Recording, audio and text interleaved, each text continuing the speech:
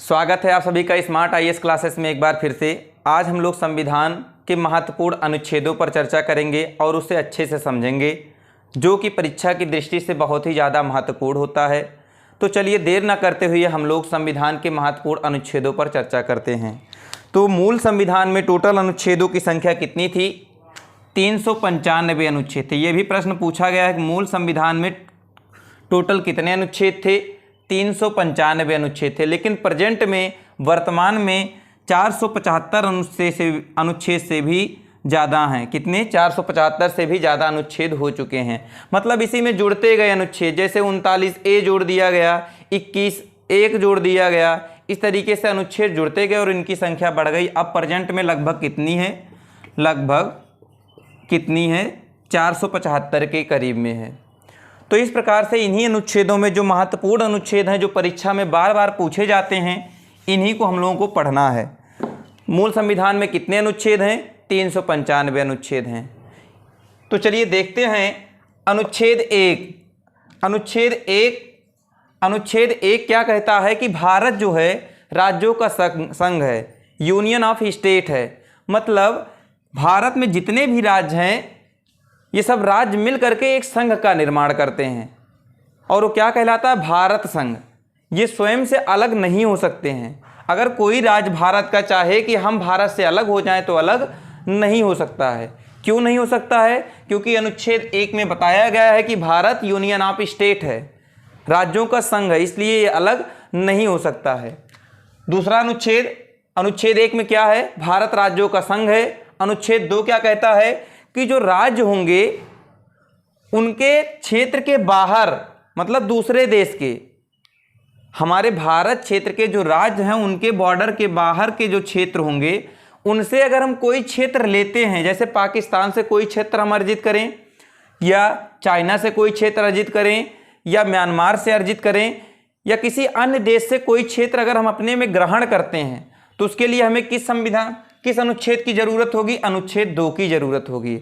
अनुच्छेद 2 कहता है कि भारत के बाहर के क्षेत्रों से अगर हम किसी क्षेत्र को लेते हैं या नए राज्य का निर्माण करते हैं या अपने सीमा में परिवर्तन करते हैं, उसके लिए किस अनुच्छेद में प्रावधान किया गया है? अनुच्छेद 2 में। अनुच्छेद 2 में क्या बताया गया है कि भारत के बाहर के क्षेत्र को किस तरीके से अर्जित किया जाएगा, उनके नाम में परिवर्तन किया जाएगा, उनके क्षेत्र में परिवर्तन किया जाएगा, या नया राज्य भारत के लिए बनाया जाएगा। यह अनुच्छेद 2 में वर्णित है।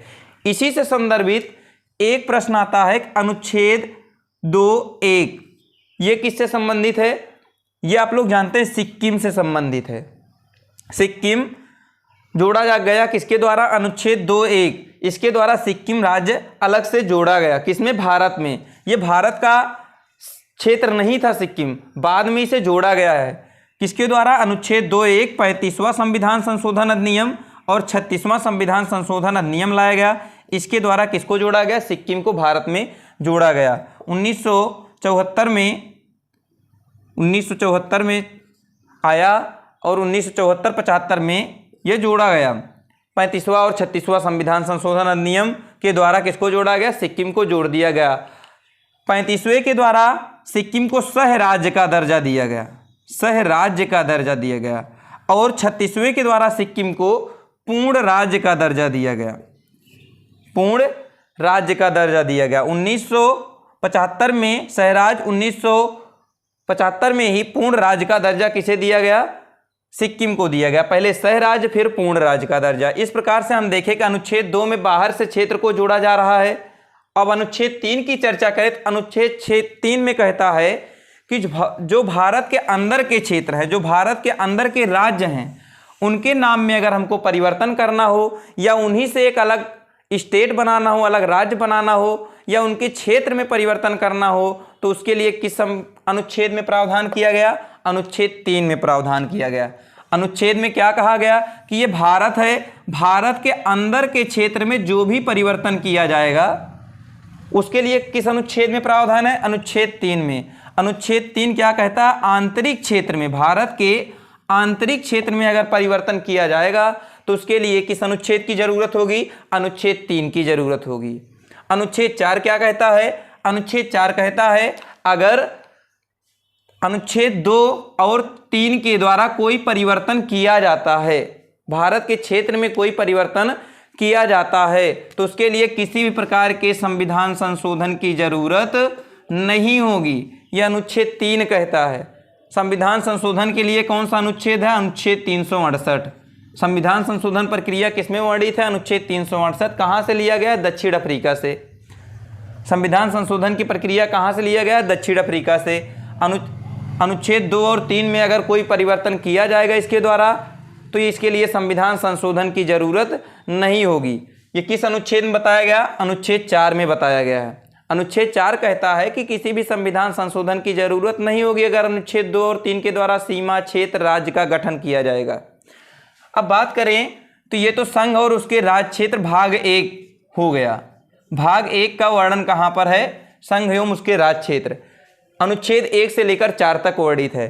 और उसके बाद अनुच्छेद 5 से 11 तक किस चीज़ का वर्णन है? नागरिकता का वर्णन है, जिसका वर्णन किस भाग में है? भाग 2 में है। नागरिकता का वर्णन किस भाग में है? भाग 2 में वर्णित है। अनुच्छेद 5 कहता है कि जब हमारा संविधान बना था तो उस समय से जिसको नागरिकता मिली हुई है उसका वर्णन कहाँ पर है? अनुच्छेद 5 में है। संविधान के लागू होने की तिथि से नागरिकता जिसको मिली है उसका वर्णन किस अनुच्छेद में है? अनुच्छेद 5 में किया गया है। नागरिकता जो है किस अनुच्छेद से किस अनुच्छेद तक वर्णित है? 5 से लेकर 11 तक का वर्णन किसका है? नागरिकता का। उसमें से अनुच्छेद 5 कहता है कि जब हमारा संविधान लागू हुआ तब से जो हमारे भारत के नागरिक हैं उनका वर्णन किया गया अनुच्छेद 5 में। अनुच्छेद 6 इसी से संबंधित है, 7 भी संबंधित है, 8 भी, 9, 10 सब संबंधित हैं। अनुच्छेद 6 कहता है कि जो पाकिस्तान चले गए हों लोग उनके लिए नागरिकता का क्या प्रावधान है? पाकिस्तान को प्रव्रजन कर गए हों, कहाँ पर? पाकिस्तान को जो प्रव्रजन कर गए हों उनके लिए क्या प्रावधान है? यह अनुच्छेद 6 बताएगा। अनुच्छेद 7 में किस चीज़ का प्रावधान है? जो पाकिस्तान से भारत आना चाहते हों उनके लिए प्रावधान कहाँ किया गया? अनुच्छेद 7 में किया गया है। उसके बाद अनुच्छेद 8, 9, 10 ये ज़्यादा इंपॉर्टेंट नहीं है। जब आप लोगों को नागरिकता चैप्टर पढ़ाया जाएगा तो सारे अनुच्छेद बता दिए जाएंगे। आज हम आप लोगों को जो परीक्षा में अति महत्वपूर्ण अनुच्छेद हैं उनकी चर्चा करेंगे। और अनुच्छेद 11 भी इम्पॉर्टेंट है। अनुच्छेद 11 क्या कहता है कि जो नागरिकता में विधि में जो नागरिकता विधि बना होगा उसमें अगर परिवर्तन करना होगा तो परिवर्तन कौन करेगा? संसद करेगी। नागरिकता के विधि में अगर परिवर्तन करना होगा तो कौन करेगा? संसद करेगी। संसद किसी भी विधि में परिवर्तन कर सकती है नागरिकता संबंध में। नागरिकता में कुछ भी परिवर्तन करना होगा तो कौन करेगा? संसद। उसके बाद बात करें अनुच्छेद 12। अब ये मूल अधिकार से संबंधित है। भाग 2 5 से 11 तक वर्णित है, नागरिकता का प्रावधान है। उसके बाद मूल अधिकार की बात करें तो मूल अधिकार हमारे पास मूल संविधान में कितने थे? 7, लेकिन अब कितने हैं? 6। संपत्ति का अधिकार हट गया है। 7वां मूल अधिकार संपत्ति का अधिकार था जो हट गया है। अब कितने हैं? 6 मूल अधिकारों को किस अनुच्छेद तक वर्णित किया गया है? 12 से लेकर 35। अनुच्छेद 12 से लेकर अनुच्छेद 35 तक इसका वर्णन है मूल अधिकार का। मूल अधिकार लिया कहाँ गया है? लिया कहाँ से गया है? यूएसए के बिल ऑफ राइट से लिया गया है। कहाँ से? यूएसए के बिल ऑफ राइट से लिया गया है। यूएसए के बिल ऑफ राइट से क्या लिया गया है? मूल अधिकार लिया गया है। उसके बाद बात करें तो इसमें भी जो महत्वपूर्ण अनुच्छेद है अनुच्छेद 12। अनुच्छेद 12 क्या कहता है? अनुच्छेद 12 कहता है कि भारत के राज्य के विषय में बताता है कि राज्य की परिभाषा कहाँ दी गई है? अनुच्छेद 12 में दी गई है। अनुच्छेद 12 कहता है कि राज्य की परिभाषा क्या होगी, उसका डिफिनीशन क्या होगा, इसमें कौन कौन से क्षेत्र सम्मिलित होंगे, इसका डिफिनीशन कहाँ पर है? अनुच्छेद 12 में बताया गया है। उसके बाद बात करें अनुच्छेद 14। अनुच्छेद 14 तो 14 से लेकर 18 तक का वर्णन कहाँ पर है? जो 6 प्रकार के मूल अधिकार हैं इनमें जो महत्वपूर्ण अनुच्छेद है अनुच्छेद 14 है। अनुच्छेद 14 क्या कहता है? विधि की समझ समता के विषय में बताता है और विधियों का समान संरक्षण।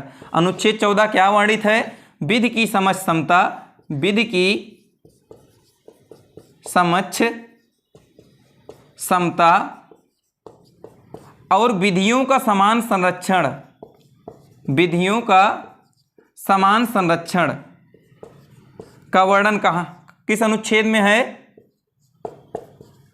अनुच्छेद 14 में वर्णित है। और विधि की समझ क्षमता कहाँ से लिया गया है? ये लिया गया है ब्रिटेन से। विधि की समझ क्षमता कहाँ से लिया गया है? ब्रिटेन से। और विधियों का समान संरक्षण कहाँ से लिया गया है? विधियों का समान संरक्षण यूएसए से लिया गया है। ध्यान रहे, ये प्रश्न पूछा गया है, विधि की समझ क्षमता कहाँ से लिया गया है? ब्रिटेन। विधियों का समान संरक्षण यूएसए। और विधि की समझ क्षमता का प्रावधान किस अनुच्छेद में है? अनुच्छेद 14 में वर्णित है। उसके बाद बात करें हम लोग अनुच्छेद 16 की। अनुच्छेद 16 में क्या वर्णित है? अनुच्छेद 16 कहता है कि 5 आधार ऐसे हैं जिनके आधार पर किसी के साथ भेदभाव नहीं किया जाएगा। 15 क्या कहता है कि 5 आधार ऐसे हैं जिनके आधार पर किसी के साथ भेदभाव नहीं किया जाएगा। वो कौन से? किसी के साथ धर्म के आधार पर भेदभाव नहीं किया जाएगा, धर्म जाति के आधार पर किसी के साथ भेदभाव नहीं किया जाएगा, और किसके आधार पर? लिंग के आधार पर कि वो स्त्री है या पुरुष है उसके आधार पर किसी के साथ भेदभाव नहीं किया जाएगा, वंश के आधार पर वो किस वंश का है इसके आधार पर किसी के साथ भेदभाव नहीं किया जाएगा, और जन्म स्थान के स्थान पे भी किसी के साथ भेदभाव नहीं किया जाएगा। अनुच्छेद 15 में किस चीज़ का वर्णन है? धर्म, जाति, लिंग, वंश और जन्म स्थान का वर्णन है। इस आधार पर किसी के साथ भेदभाव नहीं किया जाएगा। ये किस अनुच्छेद में वर्णित है? अनुच्छेद 15 में। उसके बाद बात करें अनुच्छेद 17। अनुच्छेद 17 में क्या कहता है कि जो हमारे भारत में कुरीतियां फैली हुई हैं, उच्च निम्न जाति का भेदभाव फैला हुआ, इसके अंत के लिए किसका प्रावधान किया गया? अनुच्छेद 17 का प्रावधान किया गया। अनुच्छेद 17 में कहा गया कि अस्पृश्यता का अंत किया जाए। किसका अंत किया जाए? भेदभाव या छुआछूत का अंत किसमें किया गया? छुआछूत का अंत किसमें किया जाए? अनुच्छेद 17 के माध्यम से बताया गया कि अगर किसी के साथ छुआछूत या भेदभाव होता है तो उसको दंड दिया जाएगा। इस प्रकार से अनुच्छेद 17 में किसका वर्णन है? अस्पृश्यता के अंत का वर्णन है। अनुच्छेद 18 में किस चीज़ का वर्णन है? उपाधियों के अंत का वर्णन है। 18 में किसका वर्णन है? उपाधियों का अंत का वर्णन है। कहने का मतलब ये उपाधियां जो सबको दी जाती हैं उसका अंत कर दी गई। अब कोई उपाधि अपने सरनेम के आगे नहीं लगा सकता है। तो बाद में चर्चा आई कि जो पद्म भूषण, पद्म विभूषण इस प्रकार से उपाधियां हैं जिसकी शुरुआत कब हुई थी? 1954 में हुई थी। 1954 में किसकी शुरुआत हुई थी? उपाधियों पद्म भूषण, पद्म विभूषण की शुरुआत हुई थी। ये उपाधियां खत्म कर दी गई, लेकिन सुप्रीम कोर्ट ने फिर ये उपाधियां बाद में लागू कर दी और बताया कि ये उपाधियां नहीं हैं, पद्म भूषण, पद्म विभूषण ये उपाधियां नहीं, ये सम्मान हैं। इसीलिए इसे फिर से स्टार्ट किया गया, क्योंकि ये सम्मान है, ये उपाधियां नहीं हैं।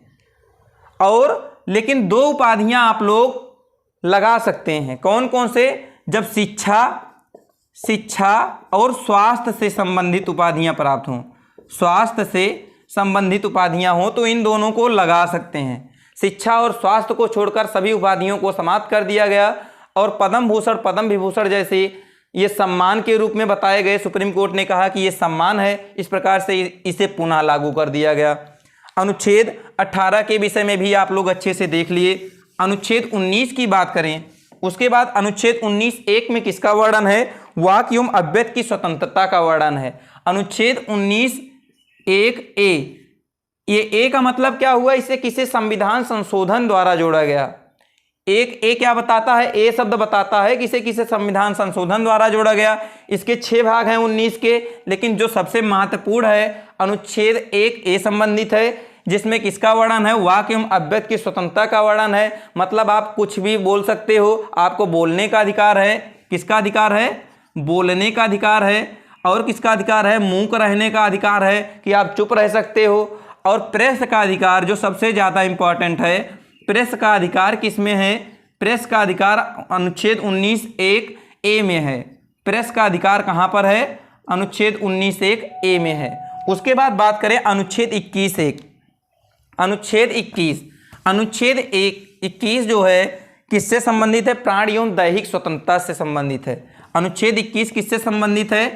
प्राण एवं दैहिक स्वतंत्रता से संबंधित है। प्राण एवं दैहिक स्वतंत्रता से संबंधित है।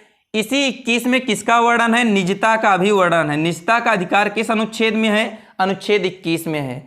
और अनुच्छेद 21(1) में किस चीज़ का वर्णन है? शिक्षा का। जो 14 वर्ष से कम आयु के बच्चे होंगे, 6 से 14 वर्ष के बच्चों को निःशुल्क शिक्षा एवं अनिवार्य शिक्षा का प्रावधान कहाँ किया गया? निःशुल्क एवं अनिवार्य शिक्षा का प्रावधान कहाँ पे किया गया?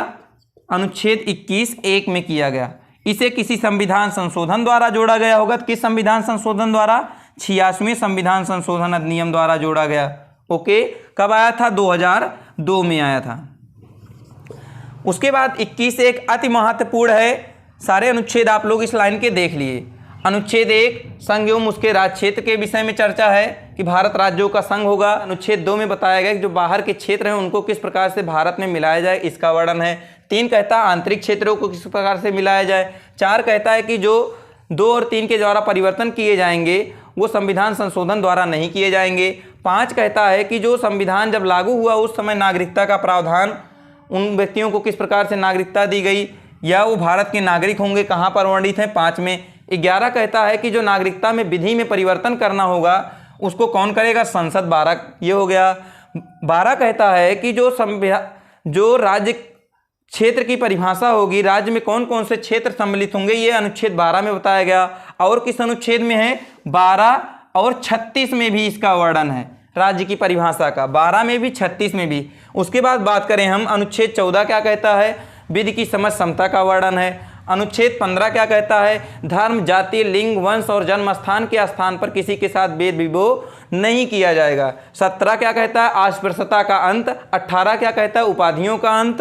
19(1) क्या कहता है? 1(a) ये कहता है वाक्य एवं अभिव्यक्ति की स्वतंत्रता की आपको स्वतंत्रता दी गई है। आप बोल सकते हो, आप चुप रह सकते हो। और प्रेस की स्वतंत्रता का वर्णन कहाँ पर है? 21(1) में। उसके बाद अनुच्छेद 21(a) में क्या है? शिक्षा संबंधी अधिकार है। 6 से 14 वर्ष के बच्चों को निःशुल्क शिक्षा एवं अनिवार्य शिक्षा दी जाए। कहाँ पर वर्णित है? अनुच्छेद 21(1) में वर्णित है। किस संविधान संशोधन द्वारा जोड़ा गया? 86वें संविधान संशोधन अधिनियम द्वारा जोड़ा गया। अब बात करें अनुच्छेद 23 की, तो अनुच्छेद 23 में क्या बताया गया है? अनुच्छेद 23 में बताया गया है कि अगर किसी मजदूर से आप श्रम करवाते हो तो उसको आप उसके बदले में पैसा दो, मतलब बेगार श्रम मत करवाओ। अनुच्छेद 23 में क्या बताया गया है कि किसी के साथ बेगार श्रम मत करवाओ। कहाँ पर वर्णित है? बेगार श्रम मत करवाओ अनुच्छेद 23 में। या बलात् श्रम मत करवाइए, किसी से बलात् श्रम मत करवाइए, इसका वर्णन कहाँ पर है? 23 में। बधुआ मजदूरी कहाँ पर है? अनुच्छेद 23 में। बधुआ मजदूरी, किसी से काम करवाओ तो उसको पैसे दो, अगर ऐसा नहीं किया जाता है तो आपको दंडित किया जाएगा। इसका वर्णन किस अनुच्छेद में है? अनुच्छेद 23 में है। अनुच्छेद 24 में किस चीज़ का वर्णन है? अनुच्छेद 24 कहता है कि अगर आप 14 वर्ष से कम आयु के बच्चों को कारखानों आदि में लगाते हो तो आपको दंडित किया जाएगा। कि 14 वर्ष से कम आयु के बच्चों को आप कारखानों आदि में कार्य करने के लिए नहीं लगा सकते। मतलब बाल श्रम निषेध कहाँ पर है? बाल श्रम निषेध का वर्णन अनुच्छेद 24 में वर्णित है। 23 में किसका? मजदूरों, बेगार, बलाश्रम और बधुआ मजदूरी ये सब नहीं करवा सकते हो। कहाँ पर वर्णित है? अनुच्छेद 23 में। अनुच्छेद 24 में किस चीज़ का वर्णन है? कि 14 वर्ष से कम आयु के जो बच्चे होंगे उनको आप बाल श्रम नहीं करवा सकते हो, कि उनसे आप कार्य नहीं करवा सकते हो। अगर ऐसा करवाओगे तो आपको दंडित किया जाएगा। अनुच्छेद 24 को देख लिए। अनुच्छेद 24 के बाद बात करें तो अनुच्छेद 25। अनुच्छेद 25 में किस चीज़ का वर्णन है? अब ये 25 से 28 तक धार्मिक स्वतंत्रता का वर्णन है। अनुच्छेद 25 से लेकर अनुच्छेद 28 तक किसका वर्णन है? धार्मिक स्वतंत्रता का वर्णन है। 25 में क्या कहा गया है? कि जो धर्म को अबाध रूप से मानने, उसका आचरण करने और घूमने की स्वतंत्रता है। किसमें बताया गया? 25 में किस चीज़ का वर्णन है? कि अपने धर्म को स्वतंत्र रूप से मान सकते हैं आप, कि आप जिस धर्म के हैं या किसी धर्म को मान सकते हैं। धर्म को मानने और उसका आचरण करने की स्वतंत्रता कहाँ पर दिया गया है? अनुच्छेद 25 में दिया गया है। धर्म को मानने और उसका आचरण करने की स्वतंत्रता किस अनुच्छेद में वर्णित है? 25 में वर्णित है। सिखों का कृपाण धारण करना भी इसी अनुच्छेद में वर्णित है। सिखों का कृपाण धारण करना किस अनुच्छेद में है? 25 में है। अब 29 की बात करें तो 29 में बताया गया है कि 29 में अल्पसंख्यकों 29 और 30 में अल्पसंख्यकों के विषय में बताया गया है। अनुच्छेद 29 कहता है कि अल्पसंख्यक वर्गों के हितों का संरक्षण किस प्रकार से हो, इसके विषय में वर्णित है। अल्पसंख्यक वर्ग के हितों का संरक्षण किस प्रकार से उनका संरक्षण किया जाए, इसका वर्णन कहाँ पर है, इसका वर्णन अनुच्छेद 29 में है। और 30 में क्या बताया गया है कि जो अल्पसंख्यक वर्ग हैं उनके लिए शिक्षण संस्थाएं खोली जाएं। 30 में किस चीज़ का वर्णन है, अल्पसंख्यकों के लिए किस चीज़ का क्या खोले जाएं, शिक्षण संस्थाएं खोली जाएं, शिक्षण संस्थाएं खोली जाएं,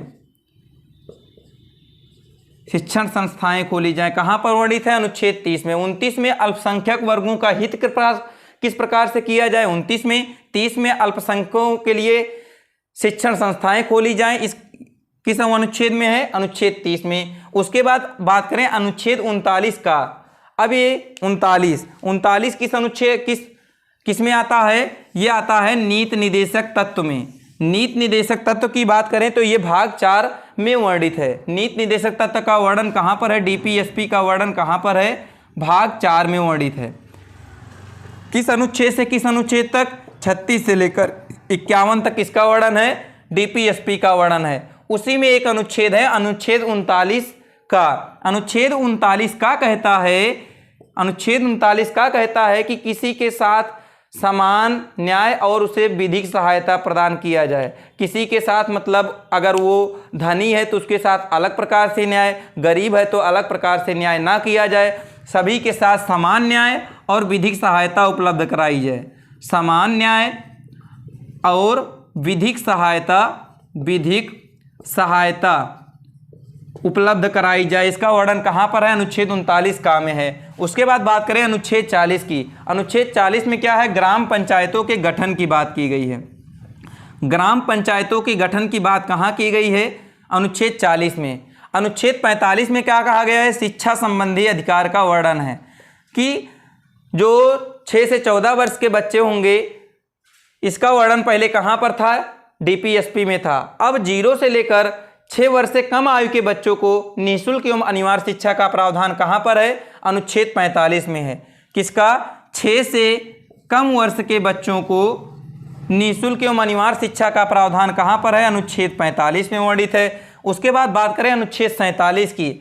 अनुच्छेद 47 में क्या कहता है कि जो पोषाहार स्तर है उसमें सुधार किया जाए। और इसी अनुच्छेद 47 में ही ये भी बताया गया है कि आपको मदिरा या पेय पदार्थों पर निषेध, मदिरा आदि पेय पदार्थों पर निषेध किस अनुच्छेद में वर्णित है, अनुच्छेद 47 में वर्णित है। अनुच्छेद 48 में किस चीज़ का वर्णन है, अनुच्छेद 48 कहता है कृषि एवं पशुपालन से संबंधित है, कि कहता है कि आप कृषि करो, पशुपालन करो, उसको बढ़ावा देने के लिए कौन से अनुच्छेद का प्रयोग किया गया, अनुच्छेद 48। अनुच्छेद 48 का इसे संविधान संशोधन द्वारा बाद में जोड़ा गया। इसमें किस चीज़ का वर्णन है, बहुत ज़्यादा इंपॉर्टेंट, ये पूछा भी गया कई सारे एग्जाम में। अनुच्छेद 48 का पर्यावरण के संरक्षण से संबंधित है। किससे संबंधित है, पर्यावरण के संरक्षण से संबंधित है।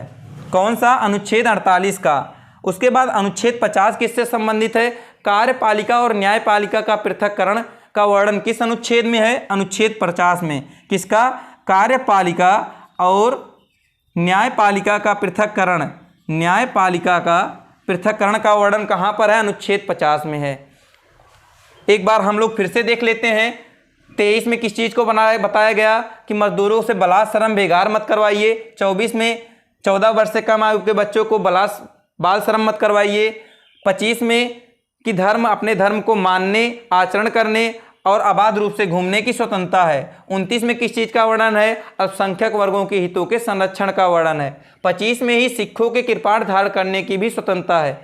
30 में किस चीज़ का वर्णन है, जो अल्पसंख्यक वर्ग लोग हैं इनके लिए शिक्षण संस्थाओं की स्थापना की जाए। 39 का में समान विधिक एवं न्यायिक सहायता उपलब्ध कराई जाए। अनुच्छेद 40 में ग्राम पंचायत का गठन किया जाए। 45 में 14 वर्ष से कम आयु के बच्चों को निःशुल्क शिक्षा 6 वर्ष से कम आयु के बच्चों को निःशुल्क एवं अनिवार्य शिक्षा दी जाए। 47 में किस चीज़ का वर्णन है, पोषाहार स्तर में सुधार किया जाए और मदिरा आदि पेय पदार्थों पर रोक लगाई जाए। उसके बाद 48 में कृषि और पशुपालन का वर्णन है। 48 का में पर्यावरण से संबंधित है, पर्यावरण के संरक्षण से संबंधित है। 50 कार्यपालिका का न्यायपालिका से पृथक्करण से वर्णित है। अब बात करें 51 का को, तो एक अलग भाग हो जाता है।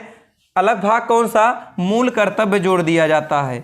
51 का के द्वारा किसे जोड़ा जाता है? मूल कर्तव्य को जोड़ा जाता है संविधान में। मूल कर्तव्य का वर्णन किसमें है? 51 का में है। मूल कर्तव्य किस अनुच्छेद में वर्णित है? अनुच्छेद 51 का में किसका वर्णन है? मूल कर्तव्य का वर्णन है। किस संविधान संशोधन द्वारा जोड़ा गया? 42वें संविधान संशोधन द्वारा। कब आया था? 1976 में। किस समिति की सिफारिश पर? स्वर्ण सिंह समिति की सिफारिश पर। जब जोड़ा गया था उस समय कितने मूल कर्तव्य थे? 10, लेकिन अब कितने हैं? 11 मूल कर्तव्य हैं। 11वां मूल कर्तव्य क्या है? शिक्षा से संबंधित है।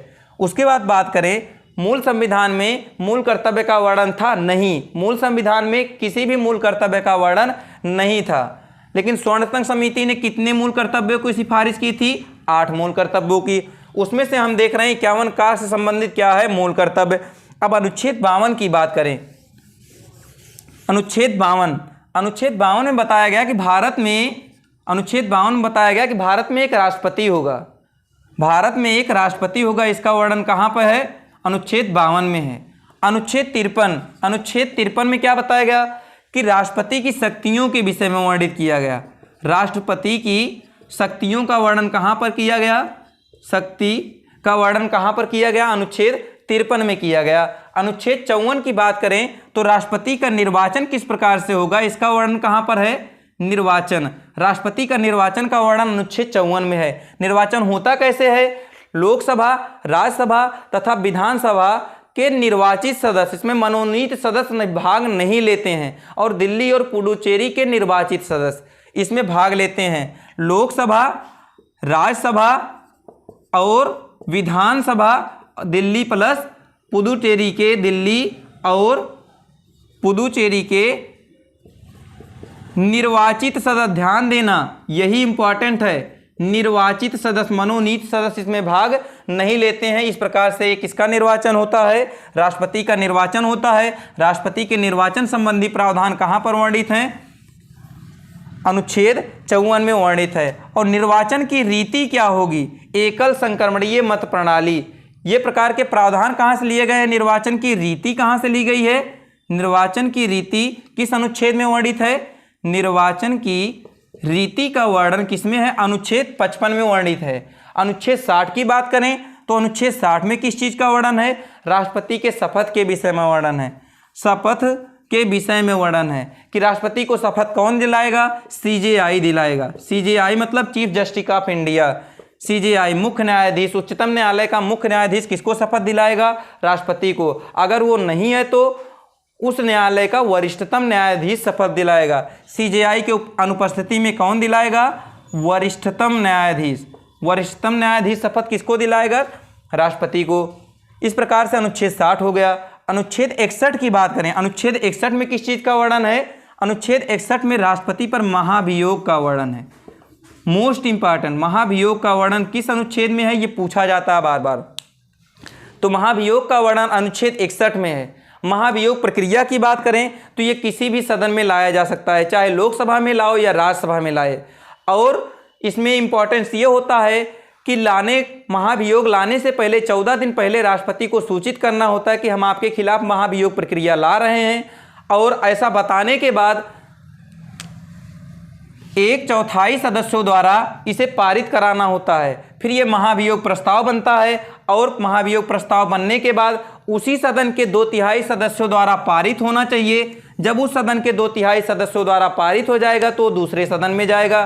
दूसरे सदन में राष्ट्रपति अपनी बातें रख सकता है, और अगर उनकी बातें सही मानी गई तो ये पारित नहीं किया जाएगा, और अगर सही नहीं माने जाएंगी तो उस सदन में भी अगर 2/3 बहुमत द्वारा पारित कर दिया गया तो राष्ट्रपति को अपने पद से हटना होता है। और ध्यान ये रहे कि महाभियोग प्रक्रिया में लोकसभा और राज्यसभा के सदस्य ही भाग लेते हैं, इसमें विधानसभा के सदस्य भाग नहीं लेते हैं, और वो भी लोकसभा राज्यसभा के निर्वाचित और मनोनीत दोनों सदस्य भाग लेते हैं। कौन? निर्वाचित और मनोनीत। लेकिन उनके निर्वाचन में केवल निर्वाचित सदस्य ही भाग लेते हैं। लेकिन उनको हटाने में निर्वाचित और मनोनीत दोनों सदस्य भाग लेते हैं। और महाभियोग प्रक्रिया का वर्णन कहाँ पर है? अनुच्छेद 61 में वर्णित है। उसके बाद बात करें तो हम लोग अनुच्छेद 61 तक देख चुके। उसके बाद है अनुच्छेद 63। अनुच्छेद 63 में किस चीज़ का वर्णन है? अनुच्छेद 63 कहता है कि भारत में एक उपराष्ट्रपति होगा। उपराष्ट्रपति का प्रावधान कहाँ पर है? उपराष्ट्रपति का प्रावधान अनुच्छेद 63 में है। और अनुच्छेद 64 में बताया गया कि उपराष्ट्रपति पदेन सभापति होगा। कहाँ का? पदेन सभापति कहाँ का होगा? उपराष्ट्रपति राज्यसभा का पदेन सभापति होगा। कहाँ का? राज्यसभा का पदेन सभापति कौन होगा? उपराष्ट्रपति होगा। किसका आर्टिकल में है? आर्टिकल 64 में, 64 में। आर्टिकल 63 में किसका वर्णन है? भारत में एक उपराष्ट्रपति होगा, राष्ट्रपति राज्यसभा का पदेन सभापति होगा, इसका वर्णन अनुच्छेद 64 में। फिर अनुच्छेद 72 की बात करें तो ये राष्ट्रपति की क्षमादान शक्तियों का वर्णन है। राष्ट्रपति के क्षमादान शक्तियों का वर्णन है। राष्ट्रपति के क्षमादान शक्तियों का वर्णन कहाँ पर है? अनुच्छेद 74 में बताया गया कि राष्ट्रपति मृत्यु दंड को भी समाप्त करता है। केवल राष्ट्रपति ही एक ऐसा पर्सन है जो किसी के मृत्यु दंड को भी खत्म कर सकता है। हालांकि राज्यपाल जो है मृत्यु दंड को आजीवन कारावास में बदल सकता है, लेकिन उसको समाप्त नहीं कर सकता है। इस प्रकार से राष्ट्रपति मृत्यु दंड को समाप्त कर सकता है। अब अनुच्छेद 74 की बात करें तो अनुच्छेद 74 में बताया गया कि राष्ट्रपति और प्रधानमंत्री को सलाह देने के लिए एक मंत्रिपरिषद होगा। मंत्रिपरिषद का वर्णन कहाँ पर है? मंत्रिपरिषद का वर्णन अनुच्छेद 74 में वर्णित है। अनुच्छेद 76 किससे संबंधित है? अनुच्छेद 76 में बताया गया कि भारत में एक महान्यायवादी होगा। महान्यायवादी होगा। महान्यायवादी क्या करेगा? वो एक विधिक सलाहकार होता है। वो किसी भी अधिवेशन में बैठ सकता है, अपना मत नहीं दे सकता है, लेकिन वो बोल सकता है। महान्यायवादी किसी भी सदन में बैठ सकता है, बोलने का उसको अधिकार है, लेकिन मत देने का अधिकार नहीं है। ये प्रश्न पूछा जाता है कि महान्यायवादी को कौन सा अधिकार नहीं है? तो मत देने का अधिकार नहीं है। किस अनुच्छेद में वर्णित है? 76 में। अनुच्छेद 76 में किसका वर्णन है? महान्यायवादी का। बात करें अनुच्छेद 79, 80, 81। अनुच्छेद 79, 80, 81 के लिए एक वर्ड है सरला। सरला सा से संसद। संसद के गठन की बात किसमें किया गया है? 79 में। रा से राज्यसभा। राज्यसभा की संरचना क्या होगी? इसका वर्णन 80 में। 81 में किस चीज का वर्णन? ला से लोकसभा। लोकसभा की संरचना क्या होगी? इसका वर्णन अनुच्छेद 81 में किया गया। सरला याद रखना, ये तीनों आर्टिकल आपको याद रहेंगे। 79, 80, 81। सरला संसद का वर्णन, संसद का गठन 79, राज्यसभा का संरचना 80, 81 में लोकसभा की संरचना का वर्णन है। उसके बाद बात करें अनुच्छेद आ जाता है 108। अति महत्वपूर्ण अनुच्छेद है ये अनुच्छेद 108। अनुच्छेद 108 में किस चीज का वर्णन है? अनुच्छेद 108 संयुक्त अधिवेशन के विषय में वर्णित किया गया है कि जब लोकसभा और राज्यसभा के मध्य मतभेद हो जाए, मतदान ना हो पाए, उस समय पर राष्ट्रपति क्या बुलाएगा? संयुक्त अधिवेशन बुलाएगा। कौन? राष्ट्रपति बुलाएगा। कि क्या बुलाएगा? संयुक्त अधिवेशन। लेकिन इसकी अध्यक्षता कौन करेगा? लोकसभा अध्यक्ष करेगा। कौन करेगा? लोकसभा अध्यक्ष करेगा। लोकसभा अध्यक्ष। संयुक्त अधिवेशन की अध्यक्षता कौन करता है? लोकसभा अध्यक्ष। बुलाता कौन है? राष्ट्रपति। कब बुलाया जाता है? जब साधारण विधेयक अथवा धन विधेयक पर मत ना हो पाए, तो उस समय पर राष्ट्रपति संयुक्त अधिवेशन बुलाता है। किस अनुच्छेद में वर्णित है? अनुच्छेद 108 में। फिर बात करें अनुच्छेद 111 में। अनुच्छेद 111 में किस चीज का वर्णन है? राष्ट्रपति की किसी विधेयक पर सहमति है या नहीं है, इस चीज का वर्णन कहां पर है? अनुच्छेद 111 में है। 111 में किस चीज का वर्णन है? राष्ट्रपति की सहमति के विषय में वर्णन है। राष्ट्रपति अपनी सहमति दे या ना दे, इसका वर्णन कहां पर है? अनुच्छेद 111 में। वो अपनी कोई प्रस्ताव उसके पास जाएगा तो उसे अपने पास रख सकता है, या उसे वापस लौटा सकता है, या उसे कह सकता है कि आप पुनर्विचार कर करके फिर से हमको दो। इस प्रकार से राष्ट्रपति के पास भेजा गया प्रस्ताव संबंधी अधिकार कहाँ पर है? अनुच्छेद 111। अनुच्छेद 112 में किस चीज का वर्णन है? वार्षिक वित्तीय विवरण का वर्णन है। वार्षिक वित्तीय विवरण का वर्णन कहाँ पर है? वार्षिक वित्तीय विवरण का वर्णन कहाँ पर है? अनुच्छेद 112 में संबंधित है, जिसको हम बजट कहते हैं, बजट कहते हैं। लेकिन संविधान में वार्षिक वित्तीय विवरण शब्द का उल्लेख किया गया है, बजट शब्द का उल्लेख नहीं किया गया है। ध्यान में रहे हमेशा, वार्षिक वित्तीय विवरण किस अनुच्छेद में है? अनुच्छेद 112 में है। उसके बाद बात करें अनुच्छेद 112 के बाद इंपॉर्टेंट आर्टिकल है 123। 123 में क्या है? राष्ट्रपति की अध्यादेश शक्ति। राष्ट्रपति अध्यादेश जारी कर सकता है। अध्यादेश जारी करने की शक्ति किसके पास है? राष्ट्रपति के पास है। जब लोकसभा अथवा राज्यसभा अपने सदन में ना हो, अपने कार्यकाल में ना हो, तो उस समय अगर कोई कानून बनाने की आवश्यकता हो जाए तो कौन बनाएगा कानून? राष्ट्रपति। और वो कानून क्या कहलाएगा? अध्यादेश। और यह अध्यादेश अधिकतम कितने महीने और कितने सप्ताह तक लागू रह सकता है? 6 महीने 6 सप्ताह तक लागू रह सकता है। 6 सप्ताह तक लागू रह सकता है क्या? अध्यादेश। अध्यादेश की अधिकतम अवधि कितनी है? 6 महीने 6 सप्ताह है। क्लियर? इस प्रकार से अध्यादेश का वर्णन अनुच्छेद 123 में है। और उसके बाद बात करें तो अनुच्छेद 124। अनुच्छेद 124 में किस चीज़ का वर्णन है? अनुच्छेद 124 कहता है कि भारत में एक सर्वोच्च न्यायालय होगा या सुप्रीम कोर्ट होगा। भारत में एक सुप्रीम कोर्ट का वर्णन कहाँ पर है? अनुच्छेद 124 में है। फिर बात करें अनुच्छेद 124 के बाद अनुच्छेद 213। अनुच्छेद 213 में है कि विधानसभा में भी अध्यादेश की आवश्यकता होगी। जब विधानसभा अथवा विधान परिषद कार्यकाल में नहीं होंगे तो उस समय राज्यपाल अध्यादेश जारी कर सकता है। कौन? राज्यपाल। राज्यपाल की अध्यादेश शक्ति किस अनुच्छेद में है? राज्यपाल की अध्यादेश शक्ति किस अनुच्छेद में है? अध्यादेश शक्ति किस अनुच्छेद में वर्णित है? अनुच्छेद किस में है? 213 में वर्णित है। अब बात करें 214 के विषय में।